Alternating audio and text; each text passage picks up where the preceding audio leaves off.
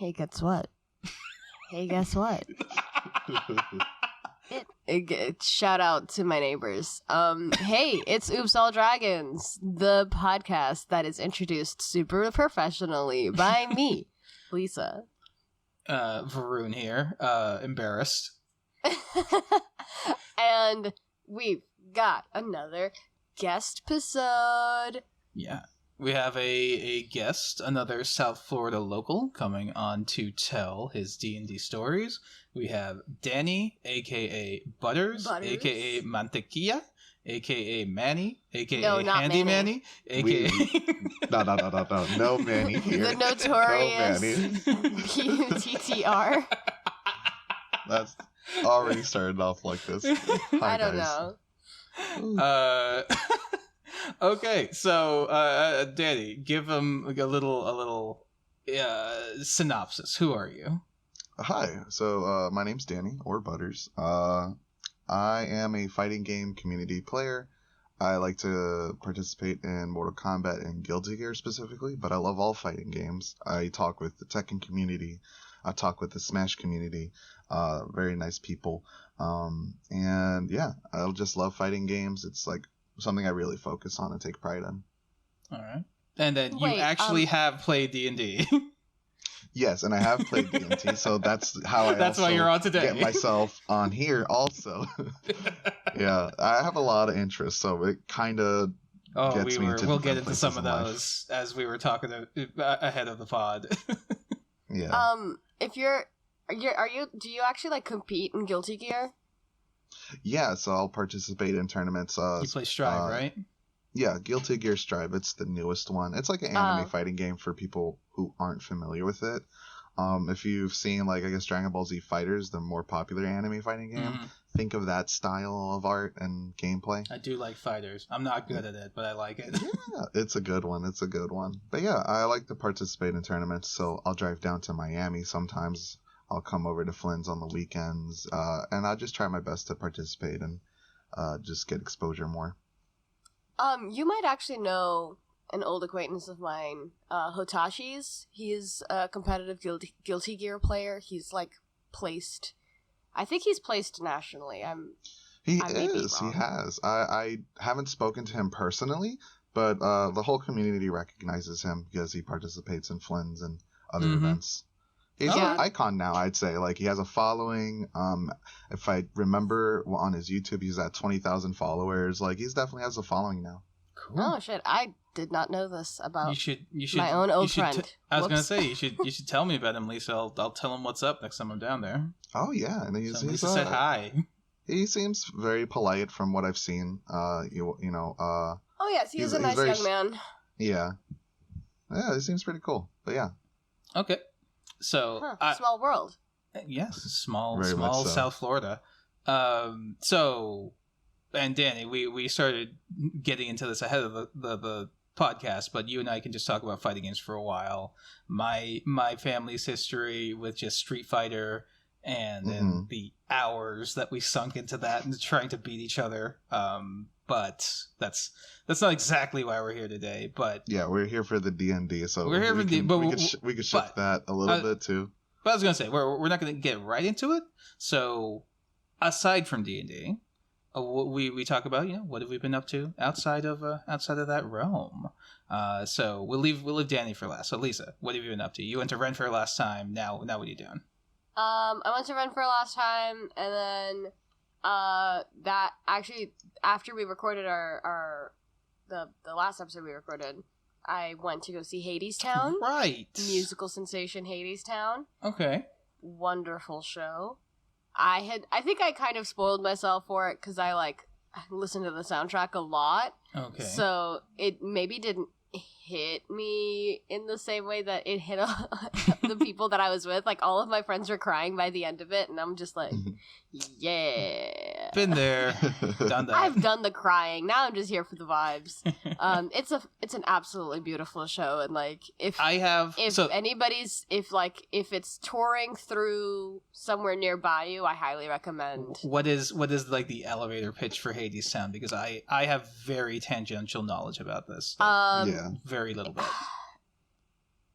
the elevator pitch changes whether if you know the story of Orpheus and Eurydice, and if you know the story of Hades, and if you know the story of Hades and Persephone. It's basically a retelling of Orpheus and Eurydice, with the framework of like jazz music. Okay.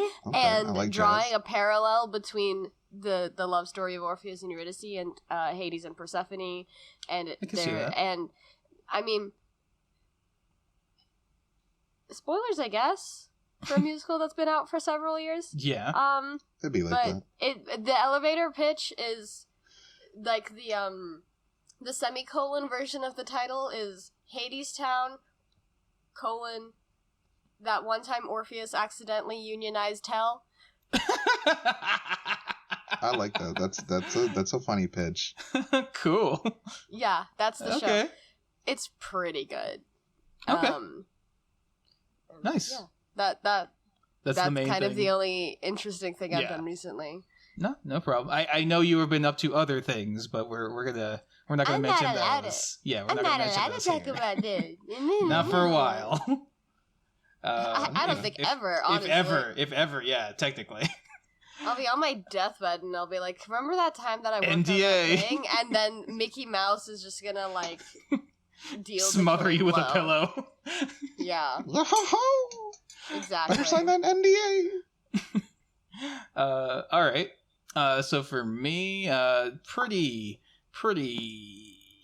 standard, quote unquote standard, but like, you know, more media. I keep consuming media. The newest things I've watched are Close Enough. Do either of you know what that one is? Nope. First time about this one. It's a cartoon. It's a show basically made by the guys who made Regular Show. So it's in that same kind of animation style where everything's kind of wacky, but like it is an adult show. It's not where Regular Show is like kind of getting away with things, but it's a kid show. Like, no, this is like a couple who gets together. They have a kid. They live in a fairly small apartment with their two roommates who used to be married but are now divorced. And the whole show is about crazy shit happening to them, and not at all set in reality. Where, like, in the very first episode, their tiny daughter is doing BMX inside their extreme inline skating inside their home with ramps that they've created, smashes her head, doesn't die, but she messes with the thermostat, and then all of a sudden all of the air is getting sucked out of the room, and they have to smash the thermostat to stop from being sucked out into the vacuum of space or something. It sounds insane, but it's like 11-minute episodes, so it's very fun. It's very much like that Regular Show type of humor, but yep, more adult. They're allowed to be more adult now. I dig it. So that is good. And then I've been watching through the third season of Atlanta. That is a good show. I like that it's very well shot, very artistic. Donald Glover is very, very, like, he has a very good, very provocative vision of just things in general. And sometimes, you'll listen to commentators, like, sometimes they think his stuff is obtuse, and, like, in some ways it is. But I think that's kind of the point. You're supposed to kind of dig through it and find your own message out of things. I especially liked episode 7, I believe, 7 or 8 of season 3, which is literally called Trinity to the Bone, which any Trinity listeners know what that means, and it's about the song. And that whole episode, it has nothing to do with the main characters of the show. It's set somewhere else completely. It's set in New York, and they're in Amsterdam right now. And it's literally a story about how this white family has a Trinidadian housekeeper, and she's been looking after their kid for apparently years. And he's, like 5 or 6 at this point. So just all the formative time of his life at this point. And she just dies. She's old, so she dies of old age.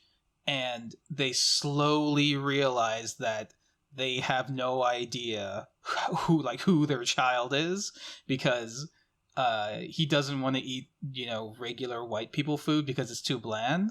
So he's like, he wants spicy pepper mango put on it. And then when they end up going to the lady's funeral, and they're speaking in like Trini Jive, and they say something like better belly bust than food waste, and he knows how to finish it, whereas the parents are just like, what the fuck is going on? And then it turns into a stereotypical Trini funeral, complete with a lot of crying and fights breaking out.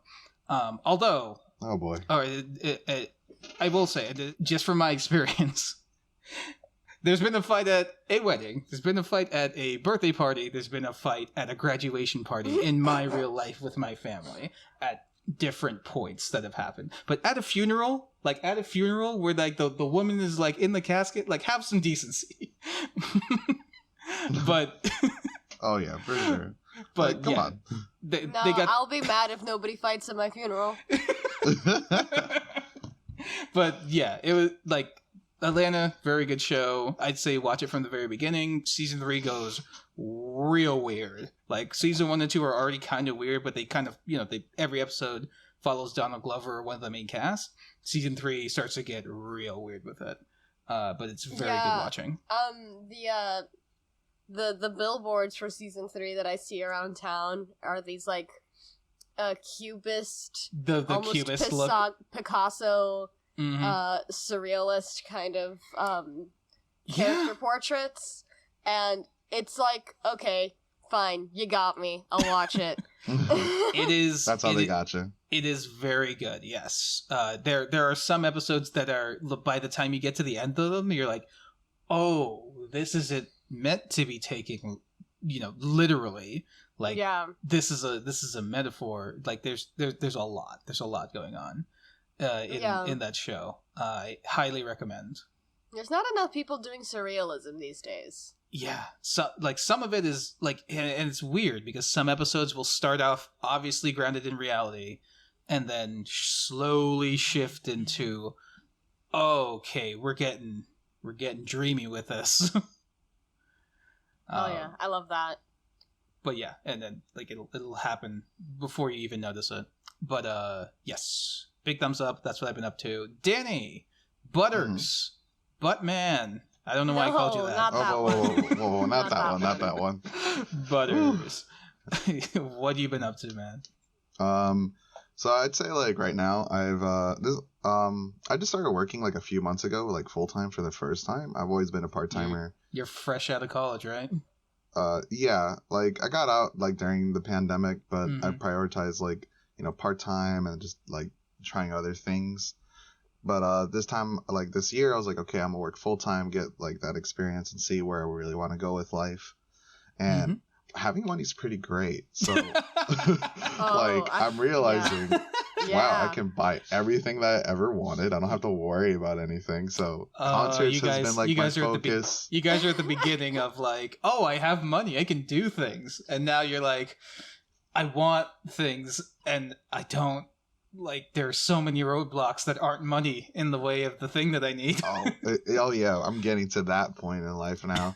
But no, I've been doing concerts, like all the concerts I ever really wanted to go to. I'm getting tickets to those. Oh yeah. Traveling to like venues or traveling for like video game tournaments doesn't seem like that difficult anymore. Like going across the country just buying a plane ticket was like foreign, or had to plan for it. Now it's more like, okay, I can save up like a couple paychecks and then put that aside, and now it's a reality. So it's really nice, like kind of just working full time. Okay. Cool. Yeah. All right. See, what you don't want to do is go off the deep end and work more than full time. Yeah, Lisa. Oh. I listen. I won't do that. Yeah, don't put yourself in a situation where you're working 60 hours a week, because then all that free time that you have for travel and doing these other things It's not goes gonna away, exist. and Varun has to get with you on the weekend and be like, "Hey, Lisa, you want to record a podcast as part of your social interaction for the week?" Yeah, Oh my this God. this That's fills what up you my do? quota. Yeah. Oh my God, 60 hours. Yeah. I respect you for doing that. I could never. I do respect It's it as how well. it's how the sausage gets made. Every time you're watching a show, a movie, anything, just think about, oh yeah, there's people who worked more than that, 80, 100 hours in a week to make that thing happen. Crazy. Oh my gosh. Woohoo! Have you? Because I've heard other people in similar situations as you. They'll usually have like a couple months out of the year where it's insane hours, and then after that they'll have a period where they're off for a while before they go on to the next job. But you've been like back to back. Yeah, I've just gone from one show to the next since I moved out here, because as a PA I don't make enough to save up to like buffer me for that. Damn. For like a few months, so I haven't taken a break, and I don't really see myself being able to take a break for a while. Yeah. Damn, girl. Yeah. So Mad respect. That's you're living the dream. that's The hustle. dream is hard. yeah, the dream kind of sucks. You want to move up the ladder on the dream now. Yeah. No. This week I literally I had to I got to work and I'm like, I can't do this. I have to go home. Oof. And it got to a point where the exhaustion, I hit a wall, and I was like, nope, Not today. Today's not happening. I need a nap and a shower. Not today, Satan. Yeah, Mhm. yeah. All right. Okay. Woohoo! And that's because I technically I don't have the hardest job in the soup, The field? you know, yeah, In the production. yeah. I don't know how much I'm allowed to say, because at some point I'm gonna say what I was working on, and then Let's they're gonna be be- like, you were talking a lot of shit. Shut up. Yeah, let's not get you in Yeah. trouble. So let's not. That's And what I was then gonna they say. start So knocking on your door beyond work. you were talking in the podcast? They're just gonna come in there. What's this I hear about a podcast? 3 people heard you say that working here sucked. Shut up.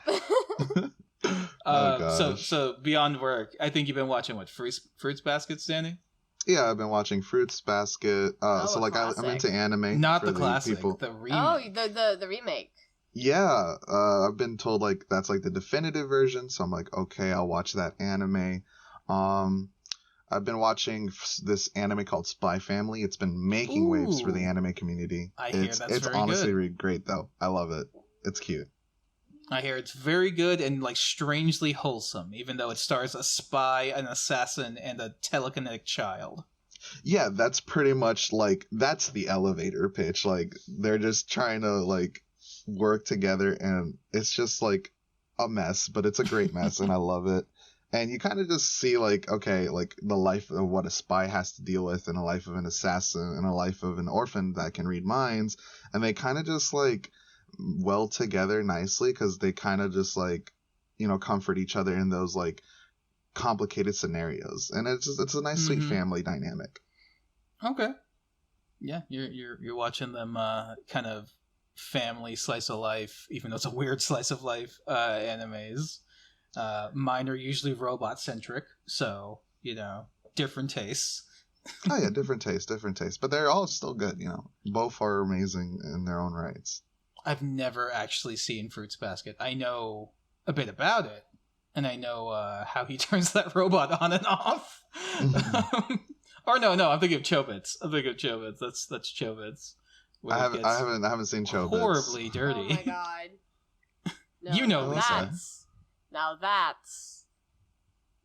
I don't know. Nope. No, Fruits Basket. she's like this is why I keep away from the anime for a little bit. Chobits is one of the ones where I was like, you know what? Maybe anime was a mistake. Fruits Basket is just Fruits Basket is just people. Chobits is the one that involves androids, right? Yes. Okay. I was getting those kind of conflated. Okay. Mm-hmm. I've still never seen Fruits Baskets. I assume it's just like, rom-com, slice of life sort of thing, right? Yeah, I'd say that's pretty much the genre it falls in. It's very sweet. I like it too. Whereas Chobits is someone's very specific fetish. Okay. Like, okay. it's people also say it's like very wholesome, but like, how's he fucking turn that robot on and off? It's not. It's in this. It's a switch in the place that you wouldn't think someone would put a switch. Gotcha. Okay, right. I can see how that's kind of weird. The joke, isn't it? But is it a joke? I don't know. I was gonna say, like, as when I first heard that, I was in high school. I'm just like, what? He did what? Why? Chobits. Okay. No, never heard of it. This is my first time. Yeah. I'm not. You know, put it on your list and then cross it off your list. Yeah, like I'll have it there to be like, okay, don't put it on go the there. Put it on the banned list. Gotcha. I'll make sure to do that. If anybody says anything about it, I'll be like, no, just stay away. Yeah, just look up like the synopsis and you'd be like, oh no. There you go. I don't. I there are much worse anime as well. Like some of them are some of them are just worse. But this Chobits is one of those that, like, at least for me, like, didn't age well. Okay. But yeah. Yeah, anime is definitely like the big thing for me. Fighting game tournaments, working, it's pretty great. And yeah, I like dancing too, so yeah, going out dancing with friends is a fun, like, I think the social experience for me. Like, if I haven't like had socialized in a week, I'm like, all right, I'm gonna go dancing this week on Tuesday very and just have healthy. fun with it. Yeah. Oh, that's fun. I miss dancing. I honestly kind of miss going out in like the Fort Lauderdale kind of area. Out here, it's a little too pretentious for me. Too pretentious? Oh no! Yeah. You're keeping it real, dancing? Lisa. Who needs to do that? I mean, of course I'd rather go out in a town where I'm like a 9 rather than here where I'm a 6. You are a South Florida 9, yes. South Florida exactly. 9s. LA 6, like that's Ugh. it's the reality. I don't make the rules. I simply am beholden to them. Okay. So you're a 9 in Florida, but in LA you're a 6. Like, everybody is like that, basically. Like, everybody's a 9 in Florida, like, for LA people. No. I guess. No, Right, so not so then break it down for necessarily. me. It's just like it's if you do well in one place, you're not going to do that well here. The standards are much higher. Yeah. Oh, okay. Well, yeah, it's LA. Like, this is where, like, this is where people make their dreams come true. I get that. Exactly. Yeah. I did go out to this one. This was a thing that I didn't remember. I did go out to this event called the Hood Rave. And it was very fun, very cool. Lots of beautiful, like, some of the most beautiful people I've ever seen in my life. I wanted to die. And just like there is something about specifically, like, honestly, the Black community in this town that they never go anywhere not looking immaculate. Just absolutely immaculate. Yeah. Like, the concepts, the vision, it's all there. And, like, as a fashion appreciator, it's nice to go out and observe, but it also makes me feel like, damn, I don't know how to dress. I thought I knew how to dress. I don't know how to dress. I mean, you got your style, but apparently they're styling on you over there. Oh yeah, Interesting. No. I'm basic out here. It's great. Oh shit.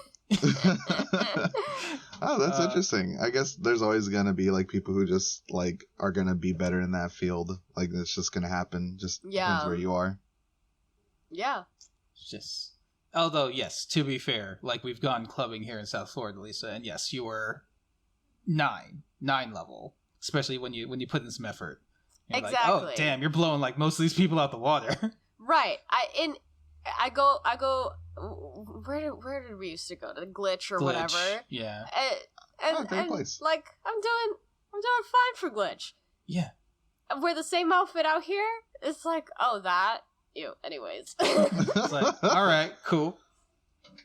But luckily, Moving the group on. of friends that I usually hang out with out here, they all look great always. So I get their like a clout through osmosis. Clout through osmosis. You know, I'm gonna borrow that one. That's a beautiful line. I get clout through osmosis. Yeah. Anyways, you know what doesn't give you clout, or it used to not, but now it does. Now it kind of does, depending on the circle. Depending on the circle, Dungeons and Dragons. Oh, okay. So we You know, call it low-key, transition. I've noted. I like the transition. I mean, like, it is a thing that happened that the other night. I went to the gym in my building, and I was talking to my friend with me, and she doesn't really know. She's not, like, that kind of nerd, but she's, like, interested. She's kind of down for whatever. She's interested. So I was explaining to her what D&D is. Mhm. Somebody else who lives in my building came into the gym. She had her headphones on, her mask on, the whole thing, and I didn't think she was hearing us, so I was just, like, talking. And then she turns around, she goes, wait, you play D&D? Blah, blah, blah. We ended up in, like, a whole conversation. Turns out we were at Ren Fair the same day. Like, it was a whole thing. It was like, Oh my God. I've lived here Making for new almost a year in this building, and I've never met any of my neighbors, and literally through D&D, I've made a friend. Oh, that's beautiful. You're just going to create a new game just in your building now. Yeah, they're gonna be like, oh, another D&D player. There we go. We got a group, guys. Yeah. No, she's cool. She goes to Harvard. Ooh. Ooh. Big brain girl. Ooh. I know, Okay. Big brain. fancy. Ivy League. Anyway, Dungeons and Dragons. It's a good time. So, Danny, tell us. What made you a nerd? Okay, so I had this friend in college where she wanted to try to be a dungeon master, and you know, most of our friends in our group are kind of just open to new ideas, so we were like, yeah, we'll give it a shot. And this is like, none of us has ever played D&D, but she played it once, and then she wanted to be a dungeon master. So I think it was like December before like the pandemic hit, where we were trying like to do the D&D campaign. So you know, we were going through the whole, you know, making a backstory, going through a character sheet, doing some math for like our attributes and stats. And honestly, that took us like 3 days just to get that figured out, because we were having way too much fun with it. And then, you know, we finally got to like our first interactions of the story, where how we first met each other. And, you know, we were going to like slay a dragon for like a first like thing to do. Because, you know, there was just a dragon in town, and that's how we all met How up. big of a dragon? It was like, I want to say like three houses tall. It was like a big dragon. Okay. Yeah, We were you gonna guys have to- were not going to kill it.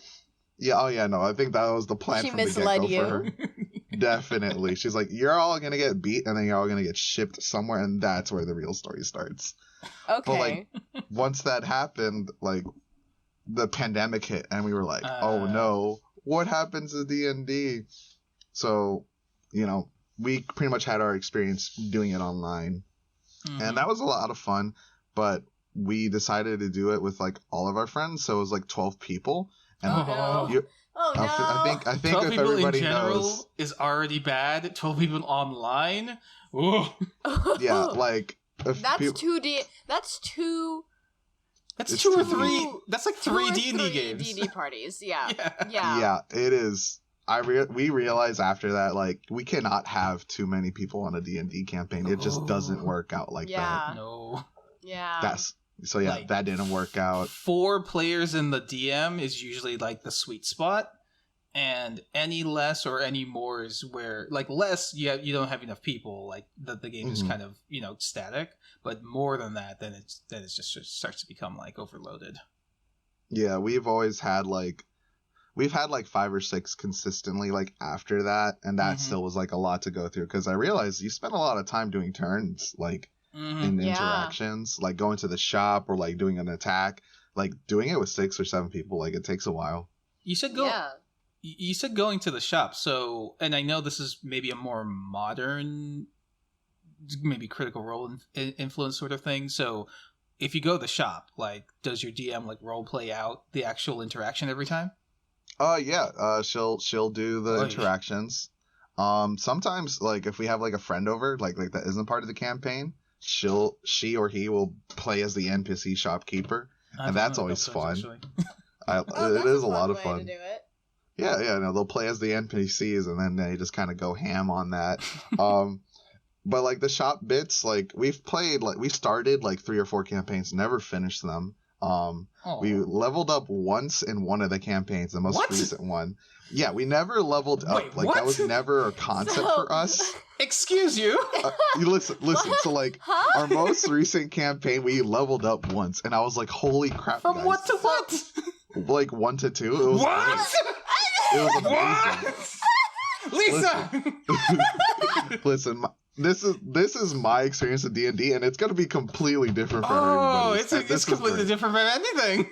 Yeah, listen, we started off with like 12 people, got to 6, we leveled up once, we did D&D over the internet. Like, yeah, my experience is like upside down right now, and it's great. Because then now, when I actually do one, like a proper one, I guess, like a normal one, it's gonna be different. It's gonna be great. Oh boy. Oh my god. How many? I have questions. I have answers. How many sessions did you get through this campaign before you actually leveled up? It was like, I want to say, okay, so we always count like session 0 as like, starting point. Sure. So I guess by the time we got to like session 3, we finished the battle and we were like, yeah, we leveled up. And I was like, oh my god, guys, we leveled up. Oh my god, it's never happened in my career. So every other time, like, you didn't get past like 1 or 2 sessions? Oh, like we finished like a session, but sometimes it was more like dialogue and interactions than like a fight. And that would just take forever because I don't know, we just spent so much time just bullshit around at the bar and going to the shops. We spent a whole session just being at the shop and looking at knickknacks that provided no value to our campaign. But it was just it was just a trip. These sweet summer children. Back when we could do that. I'm like still confused.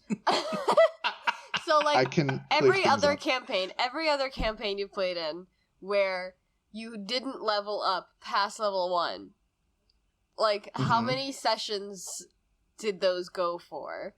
So like those, I want to say we went like maybe like 6 or 7 sessions. What? Yeah. What?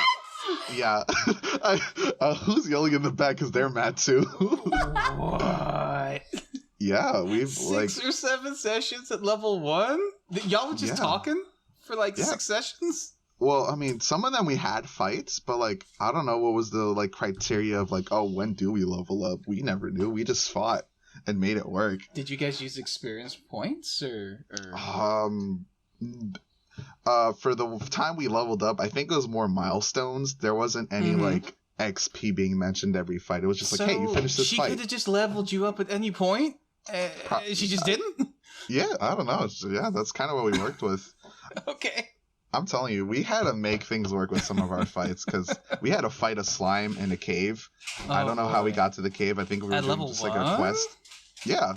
And bro, there was like 6 or 7 of us, and we could not kill the slime. It's gonna be pretty tough at level 1. Yeah, I don't know what it was. I think it needed piercing damage. We had only like one player who had like a sword to do piercing damage. All of us were just trying to hurt the slime with like magic didn't work. Or fire, and it would just repel everything. It got to the point where we had to get a knife, tie it to like a barrel on fire, and like tie it to a rope and throw it at the slime just to do like 4 damage. Whoa. And it's like we had to do some insanity just to make anything work. Whoa, I have so many questions, but they're more for your dungeon master than anything else. You're not going to be able to answer them. Yeah, like, what are these choices you're making? Why would you let them just go do this? Listen, if anything, I'd be happy to get her, give your contact information, Absolutely. and just get her just brain drag on this. her in by the ears, like, okay, sit down, explain. Okay, I'm confused. What have you put these players through? Because there has to be some logic behind that. Like, that's fascinating. Yeah, this is my reality of it. Like, it's really interesting to hear from you guys to be like, guys, you guys didn't level up. guys, you're fighting slimes at level 1. I'm like, bro, it's the normal for me. Like all of that is like again possible and whatnot, but like it's not leveling up in 6 sessions from level 1 to at least 2.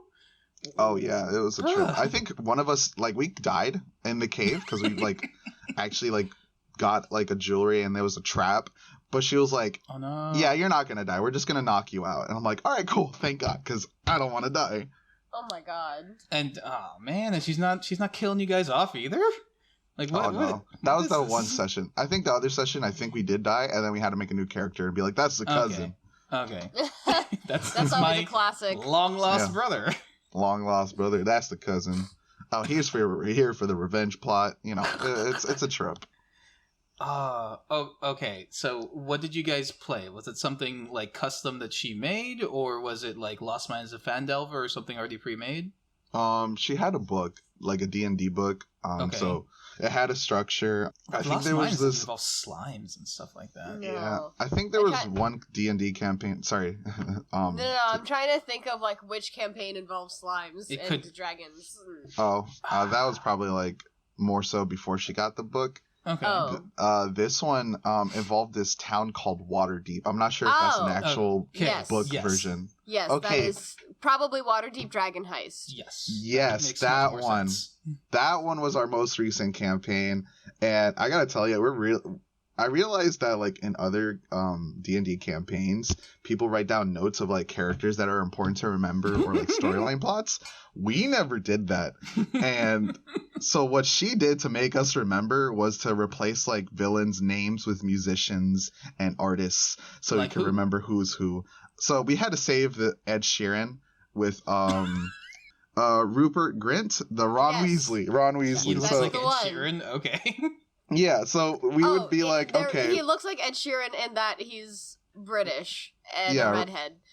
Yeah, okay. So like for us to remember the people that we needed to like save for the heist or whatever, basically Pitbull, a gang member, kidnapped Ed Sheeran, but what ended up happening is they took Ron Weasley thinking it was Ed Sheeran, so we had to go. So when we go save Ed Sheeran, it was actually Ron Weasley, Ed Sheeran's lover. So we just like had that, and that was our way of remembering who was who. And like we saved Ron Weasley, and then we had to go get Ed Sheeran. And I think after that, like the semester ended, and we were about to go save Ed Sheeran, and that like, but we didn't finish it out. And I was like, you gotta save Ed Sheeran. Yeah, so that's how we remembered like people in our storylines. It was a trip. Incredible.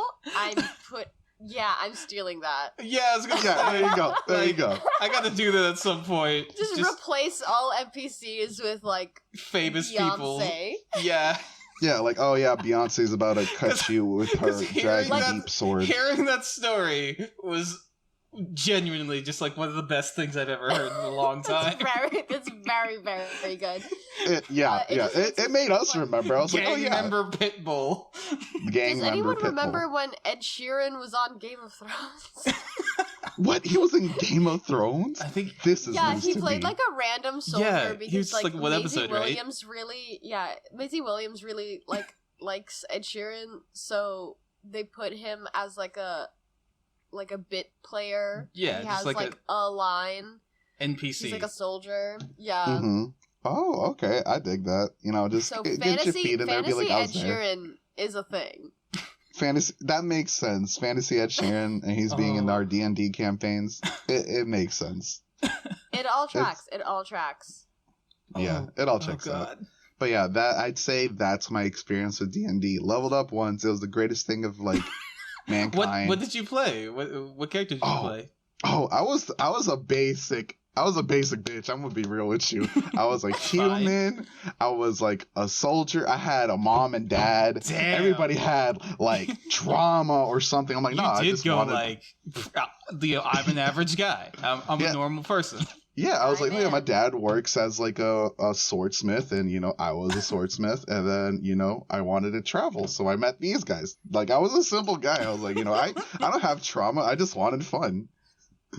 Everybody else has there's nothing wrong with playing human and playing a warrior class, as some other people might throw some shade. There's absolutely nothing wrong with that. Hey now. I don't know. People. I wasn't saying you specifically, Lisa, but like nothing wrong with a martial class. I've been having to defend my position every time I've picked that position. Okay, it's tough out here. They tease you about being a human.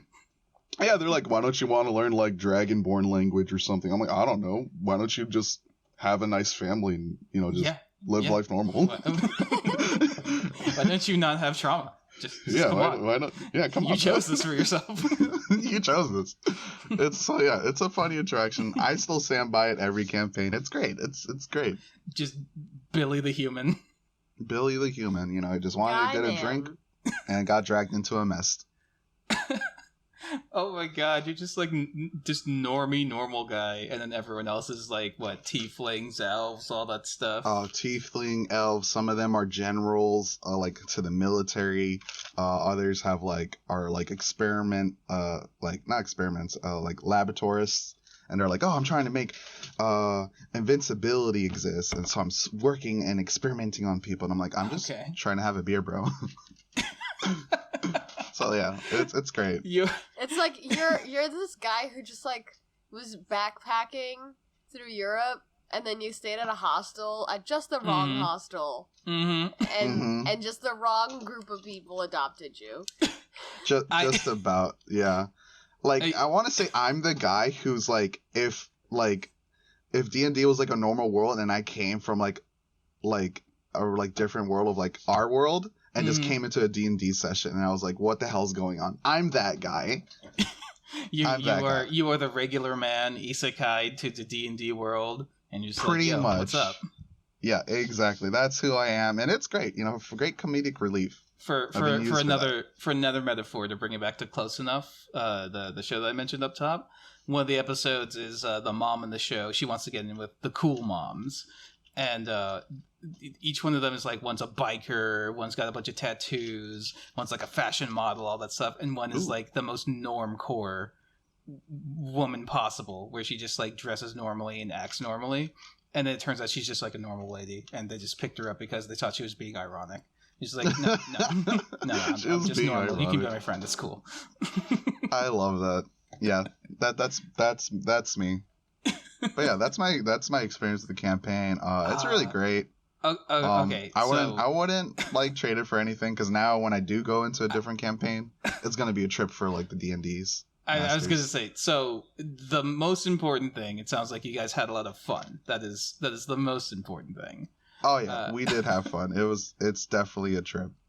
Okay, so what was it like? Like, what was the learning curve with you guys? Because you mentioned, yes, combat can take a lot of time, especially if you've got a dozen people to go through. So like, for your side, did you start to like get it? Because I know some people like, they get it, they get the rhythm, they know action, move, bonus action, all that in version 5, and then some people just don't get it. They have to be reminded of everything every session. Like when we had the big group, yeah, it was definitely like constant reminder for a lot of people. It was really hard for people like pay attention to everything, because your turn is like so far out. And was it in person?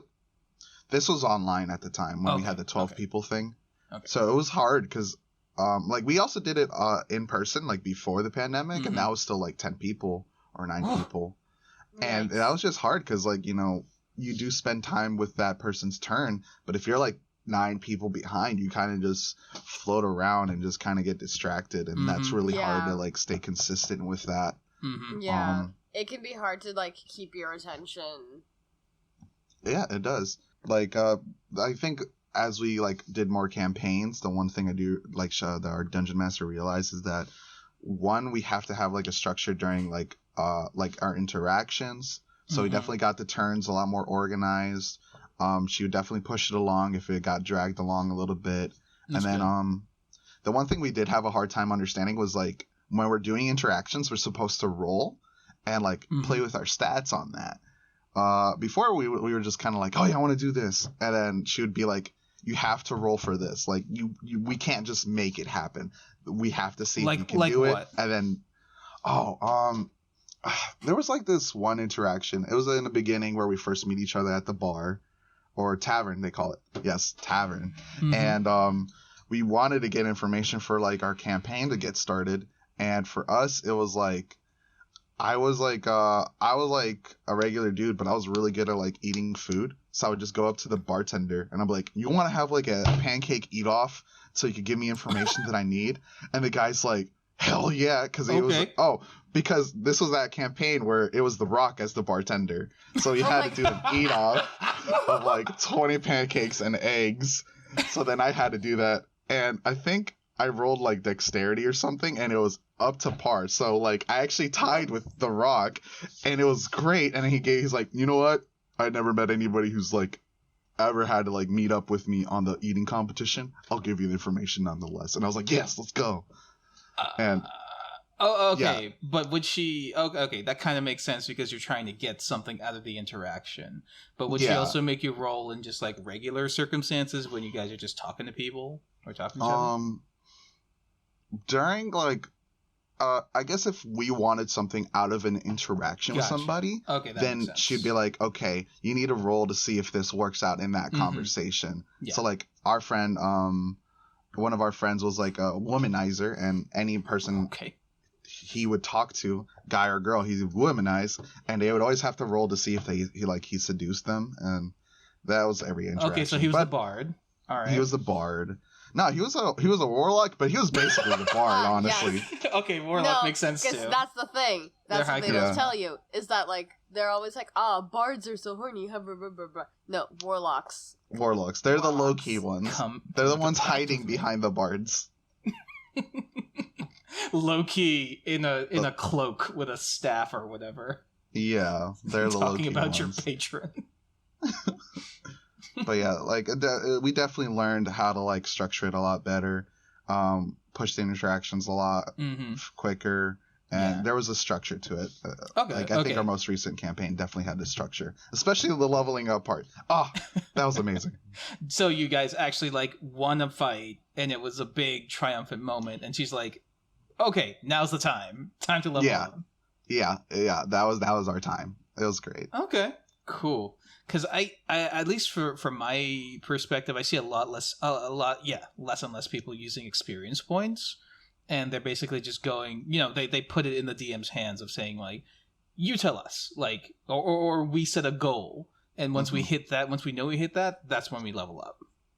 I can understand that. I feel like the EXP was like the old fashioned way of like, okay, here's like a measurement to keep it going. Milestones, I also realize is kind of like good in its own way because it ties to specific events in the story. So like instead of like a regular like, I just leveled up killing a slime in a cave, you could tie that experience and leveling up to like a specific event, and that kind of makes it really nice in the sense that like when you retell these stories to other people, you can associate that time you leveled up with that story, and that's kind of nice. Yeah, exactly. I think that's like the whole purpose of it. Yeah, and I think that's beautiful. I think XP still has a use if it's in a game that's not so story driven. If it's literally just like, you're doing a hex crawl or a dungeon crawl, or you guys are just like role playing these characters, living in this world, and like, there's no one specific thing you're working toward at the moment, but your interactions will kind of pile up. But okay, I never looked at it that way. But there are some games that do that where they usually have a more consistent group of folks who'll just meet and D&D's their thing that they'll do.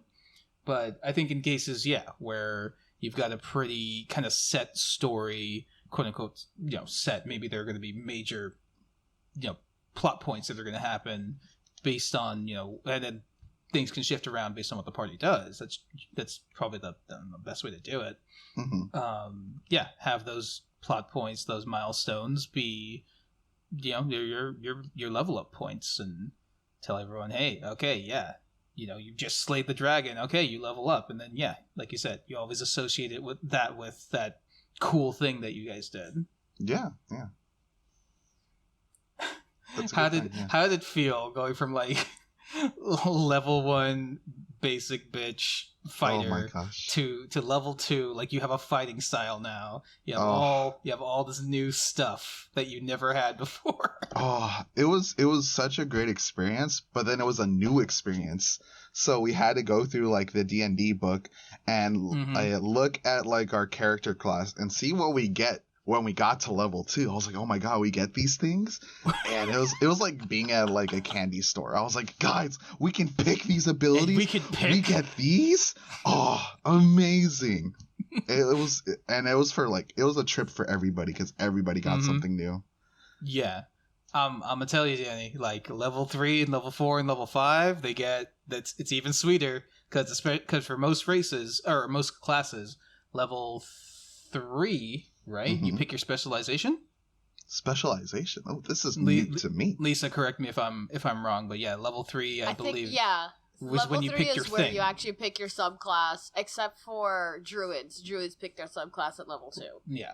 So subclasses. Okay. So yeah, you can choose to be like a fighter who also does magic, or a fighter that specializes in the battle maneuvers, and you can push and pull and trip people in battle really easily. Or the other fighters types, I don't remember them because like Cavalier, like you can get a horse and like you're an expert on mounted combat and that sort of stuff. And basically, yeah, from level 3, that's when you choose like, okay, what is my thing? What is my, even if I'm a fighter in the world of fighters, like what's my thing? What do I want to specialize in? And okay. Yeah, you from there you basically build your character to like be, you choose a thing and you're going to be good at that. And if you don't like it, usually DM, especially within level 3 or level 4. DMs who are at least being cool can be like, okay, you're not having fun playing this thing that you chose. Okay, let's switch you around and switch up your stuff because it can be set in stone if you're playing like a really. I think a game with a lot of experienced players, they're like, okay, you pick the thing that you should know, like pick the thing that you want to be. But I don't know, like beginners like you, I think DM lets you guys play around. I've definitely let players do that where, they chose a subclass and they didn't like it. Melissa from our game, Lisa, she was one type of fighter. I forget which one. And she's like, she never used her fighter thing. She always just like, used her regular attacks. So then she switched over to samurai class, which is basically just a normal fighter, but they have an ability that they can that they can use their bonus action to give them advantage on all their attacks in a turn. So, especially like level 5, where you get like 3 or 4 attacks in a turn, that can be extremely useful, just as a damage dealer. Okay. Those are definitely like cool experiences. I don't think we've ever like had to get a subclass. We never got to that point. Get to level 3. Get to level 3. Your whole world changes. will change. Listen, this is really making me appreciate the fact that like I think for the most part the games that we've played in that I've played in either like just start off at level 2. Or if you're getting more, just start off at level like 5, 4 or 5. Yeah. Oh, I didn't know y'all can do that. That's interesting. Yes, we always start at 1. That's the thing. You could just be level 5. Yeah, you could just go. Level 1 and 2 suck. Start at level 3. They don't suck. Well. They're a necessary step. They're unnecessary if you have experience. And like, in session 0, you can decide what have you done before meeting, this group, and you can say like, have you done it? Have you gone on any like, have you done anything up until this point that would justify why you're not level 1, why you're level 2, level 3. Okay. Yeah. And that could just be established before you even get into the actual game so that you can start out with a little bit of a little more juice. A little bit more juice. Yeah, a little more gas in the tank. Okay. Yeah. Cuz fighters, if you're using light weapons, you can do 2 attacks at level 1, but then at level 5, most martial classes get 2 attacks and that's it. But then fighters as they keep leveling up, they'll keep getting more and more attacks per turn. So like starting at level 5, you're so much more useful than levels 1 through 4, because now you can attack a bunch of times in one round, and then you just become like the damage dealer. Ooh, that's neat. I'm gonna bring that up to my dungeon master. Can we just start at level 5, man? Can you start us at level 5? Just to see that. Or 3. Level 3. Like 3. 3 is level 3. I think starting at level 5 is not. I don't. That's not ideal for wouldn't. people just starting out. Yeah. Okay. If you get a little more experience under your belt, but like starting level 3, because then you get to get all your level 1 and 2 stuff, which is pretty standard across the board. Mm-hmm. And then level 3, that's when you're like, okay, what's my thing? What is my special thing that makes me special? Okay, yeah, I definitely will bring it up to her. And when I'll also refer her to you guys, because I honestly think you having her here, like her name's Marissa. Like if you have her in this podcast, it's gonna be a trip. Like I would be happy to hear. I want to hear her process. yeah, because now that like I'm telling you guys this and hearing your reactions to it, I was like, oh man, is it really crazy what we did? I won't say it's bad or good. For what you said, like it sounds like a lot of fun. It's just it just sounds wacky. It's just like you guys did some wacky things. Yeah, it's definitely a wacky experience. From Pitbull. Yes. Ed Sheeran got kidnapped by Pitbull. Like who gets to really say that, Not many people. Yeah. Oh God. All right. Anything else from your side, Lisa? Oh boy. Well, I was going to say, like, it sounds like, your journey is pretty recent, but then I remember that 2020 was 2 years ago. Yeah. And then I get sad. Oh my gosh. Yeah. It's a time skip. This is like our literal time skip from animes that specialize that. This is that for us. Yeah, the last 2 years were really just 6 months, but it also felt like 10. I don't know. Weird stuff. But you started out 2019, it tried in person, and then went online. What did you guys use for online? Oh yeah. Okay. I think it was D&D Beyond. Right. Okay. And then did you use for the voice call part? Did you use Roll20? Did she set up Discord? Oh yeah. Yeah, we did do Roll20. I remember there was you could make your character there. We made an account. I do remember that now. There was the map you would look at. Sometimes the map wouldn't work, so we would just use our imagination. Oh. But during the pandemic, I love my friends, so I was like, how am I gonna keep in touch with them?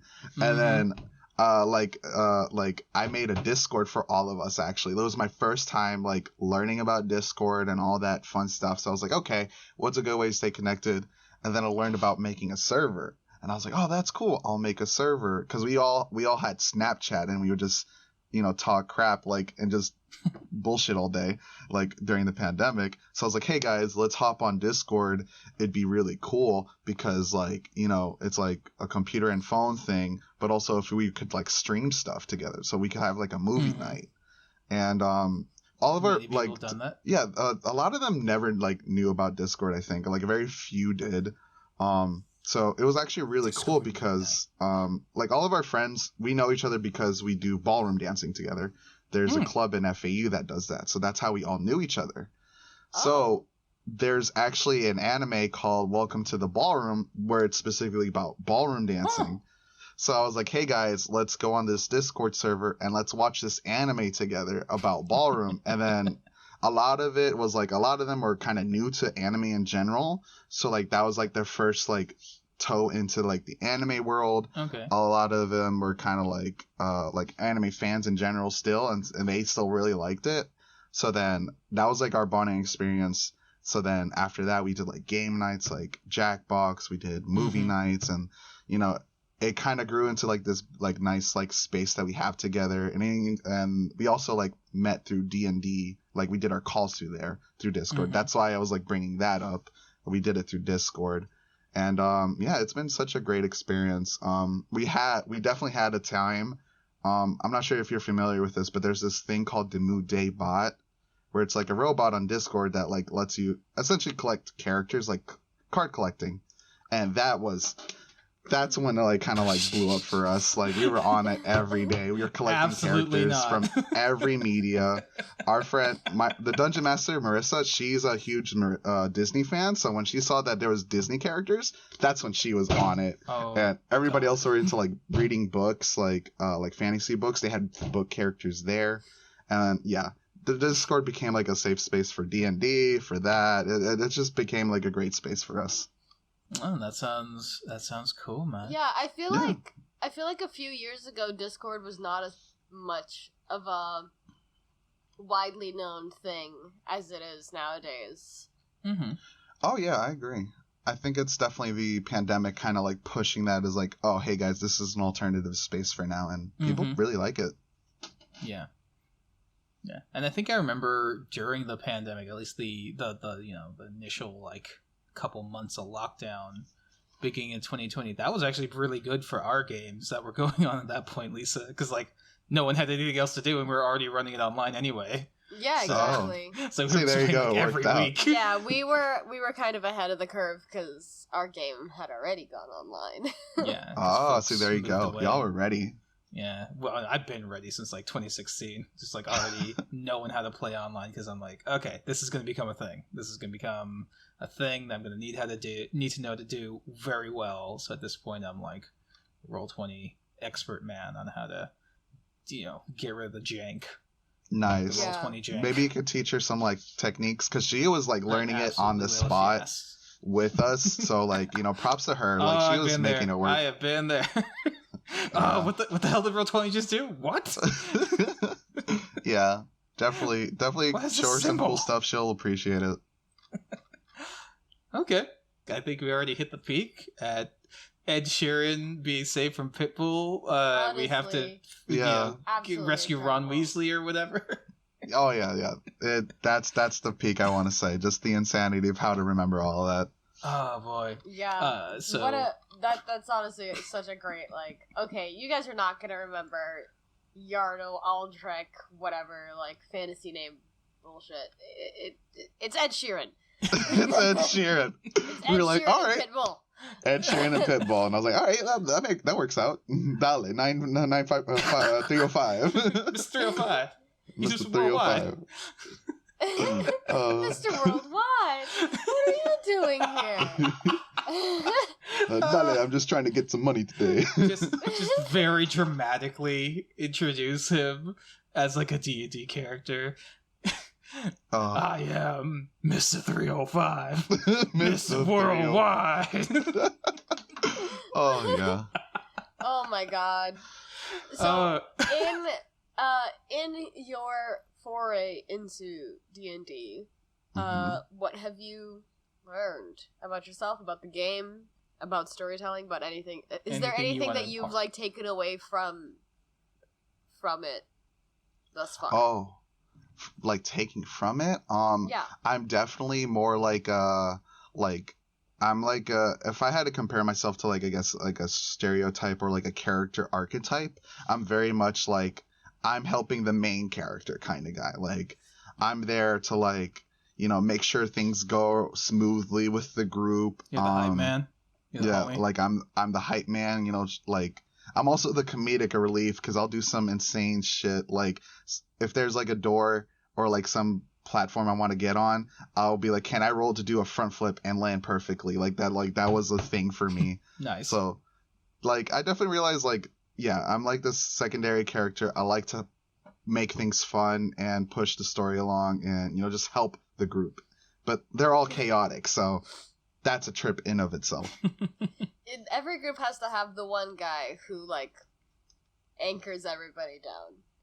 Okay. Yeah. You are normal man, and they need some normalcy to ground themselves. Yeah. I think I'm definitely that guy.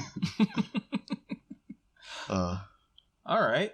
So I think we can call it an episode, but what do you want to plug, man? Ooh. So I guess if I want to plug anything, I'd say I want to plug in the fighting game community stuff that I do. So if you look me up on Twitter as Butter Punch, all together, you'll see me on there. That's my Twitter. I like to retweet like any like cool stuff that involves fighting games or like anime cosplays. Like I love that stuff too. You could also look me up on YouTube. I like to push like going onto the YouTube platform more. So you guys can just find me on that. That's pretty much all. As Butter Punch as well. Yeah, as Butter Punch. Like I'll come up. I play Mortal Kombat and Guilty Gear if you want to see that. I'm gonna be pushing to like just kind of be more of a personality on that because you know I'm good as a player, but like I feel like having a face associated to it is more personable for people, and I want to give people a nice safe space to like kind of just chill and watch. Awesome. All right. It's been a pleasure. Yeah. Thank Super you. fun. Me too. Yeah. So go ahead and follow us on Twitter. Follow us on Instagram. Follow us every other place you might on YouTube specifically. YouTube and Spotify. Those are our biggest ones. Definitely go ahead if you like this episode. Listen to our other ones. It's more stories like this. I can't promise there's going to be more Pitbull and Ed Sheeran, but they're good in their own way. And yeah, like give us the likes, the comments, the subscribes. All the engagement helps. We're on our way to our first 100 subscribers, and from there sky's the limit, baby. So we'll call it a day. Bye everyone. Bye guys. Oops All Dragons is a group effort. Our show is edited by Noel Hernandez, our theme was composed by Brendan Lyons, and our logo art is by Azif On Q. Links to more of their work and their social media will be in the show notes. Find us on YouTube and Spotify, and check us out on Twitter and Instagram at Oops All Dragons.